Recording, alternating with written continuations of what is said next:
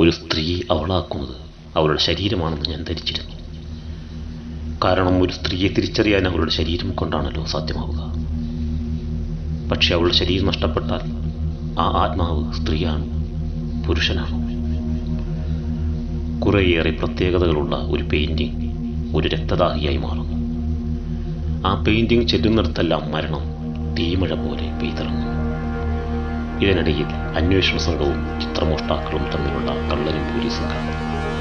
പ്രതികാരദുർഗയായ ഒരു യക്ഷിയുടെ രംഗപ്രവേശം. മനുഷ്യനിണത്തിൽ സ്നാനം ചെയ്യുന്ന ചിത്രയക്ഷിയുടെ ത്രസിപ്പിക്കുന്നതാണ് ചിത്രയക്ഷി. മുറിയിൽ കൂരിരുട്ട് പരന്നു. അവൾ ചുവരമാലയിൽ മെഴുകുതിരിയും തീപ്പെട്ടിയും തപ്പി. മുറിയിൽ ഏതോ സൗരഭ്യം പരക്കുന്ന പോലെ മുല്ലപ്പൂവിൻ്റെ ഗന്ധം. അരുന്ധതി തീപ്പെട്ടി ഉരച്ചപ്പോൾ കട്ടലിൽ പെയിൻറ്റിങ്ങിനരികിലായി ആരും ഇരിക്കുന്ന പോലെ തോന്നി. അവളൊന്ന് നടുങ്ങി. ഉച്ചസ്ഥായിൽ കേൾക്കുന്ന ശ്വാസോച്ഛ്വാസ ശബ്ദം അവളുടേതാണോ അതിഥിയുടേതാണോ എന്നവൾ സംശയിച്ചു. പിന്നെ അവൾക്ക് തീപ്പെട്ടി ഉരയ്ക്കാൻ പേടിയായി. മുല്ലപ്പൂവിൻ്റെ ഗന്ധമാണെങ്കിൽ വർദ്ധിച്ചു വരുന്നു. നീ എന്തിനാ പേടിക്കുന്നേ? ഒരു മർമ്മരം കേട്ടു. ആരാ? നിങ്ങൾ ആരാ? അരുന്ധതിയുടെ ചുണ്ടുകളിൽ നിന്നും അറിയാതെ വാക്കുകൾ അടർന്നു വീണു. സാവിത്രി, സാവിത്രി. അരുന്ധതി ആശ്ചര്യത്തോടെ ചോദിച്ചു. അതെ, നീ കൊണ്ടുവന്ന സാവിത്രിയാണ് ഞാൻ. മുല്ലപ്പൂമണമുള്ള സുന്ദരിയായ സ്ത്രീയുടെ സാമീപ്യം പോളാറി. അതോടെ അവളുടെ ഭയം അപ്രത്യക്ഷമായി. അപ്പോൾ ഈ ചിത്രത്തിൽ നിങ്ങളുണ്ടായിരുന്നു? ഉവ്വ്. നനത്ത സ്വരം ഇരുളിൽ നിന്ന് ഉതിർന്നു വീണു. ഞാൻ ഈ മെഴുകുതിരി ഒന്ന് കത്തിച്ചോട്ടെ? എനിക്ക് നിങ്ങളെ കാണണം. ആയിക്കോളും. അരുന്ധതി മെഴുകുതിരി കത്തിച്ചു.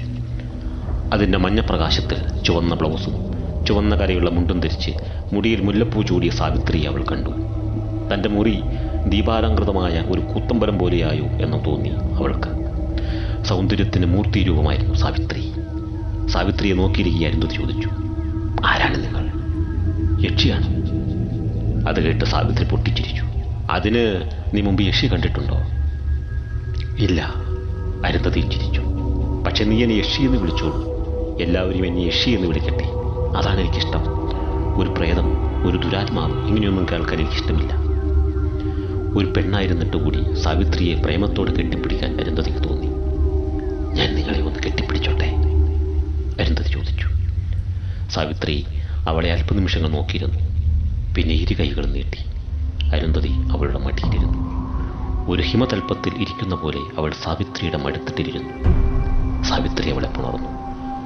കുളിച്ചീറന്മാറാത്ത ആർദ്രമായ ശരീരത്തിൻ്റെ മുല്ലപ്പൂഗന്ധം ആസ്വദിക്കവേ സാവിത്രി അരുന്ധതിയുടെ ചുണ്ടുകളെ ചുംബിച്ചു. ഒരു സ്ത്രീ ആയിരുന്നിട്ട് കൂടി അവൾ അതീവ മുഗ്ധയായി സാവിത്രിയുടെ ചുവന്ന ചുണ്ടുകളെ നുകർന്നു.